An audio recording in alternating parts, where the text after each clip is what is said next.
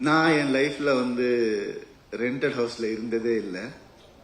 எப்பவுமே எனக்கு சொந்த வீடு தான் பிறந்ததுல இருந்தே. இப்போ நான் ரெண்டட் ஹவுஸ்ல இருக்கேன். ஸோ நிறைய ரிலேட் பண்ண முடிஞ்சது. கூடிய சீக்கிரம் எனக்கு இந்த படம் பார்த்து ஒரு பெரிய இன்ஸ்பிரேஷனா இருந்தது.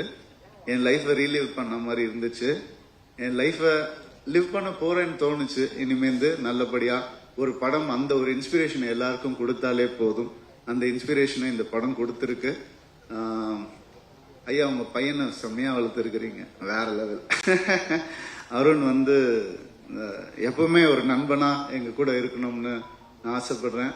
நான் உங்க கூட பெருசா பேசினது இல்லை. I'm glad that you are there next to him in his every step. I heard a lot about you. உட்கார்ந்துருக்கும் போது இதே மாதிரி நீங்க சிவசக்தி மாதிரியே இருக்கணும்னு ஆசைப்படுறேன் என்னைக்குமே லைஃப்ல. All the best. யாரையாவது மறந்துருந்தா மன்னிச்சுக்கோங்க. தேவியானி மேம், சாரி, மறக்கவே முடியாது. இப்ப ரீசெண்டா போயிருந்தேன் மேம் ஒரு ஃபங்க்ஷனுக்கு, ஒரு ரெஸ்டாரண்ட்டுக்கு, ஒரு சின்ன விஷயமா. அப்ப நான் அண்ணான்னு கூப்பிட்டா அவர் திரும்பி, சார் என் பேர் ராமண்ணா அப்படின்னு சொல்லும் போது டக்குன்னு உங்க ஞாபகம் வந்துச்சு. அந்த டயலாக் அவ்வளோ ஃபேமஸ். அண்ட் ஜீனி உங்க கூட நடிக்கணும்னு நான் சொல்றேன் மேம். அது இன்னொரு ஃபங்க்ஷன்ல அதை பத்தி நல்லா பேசுவோம் மேம்.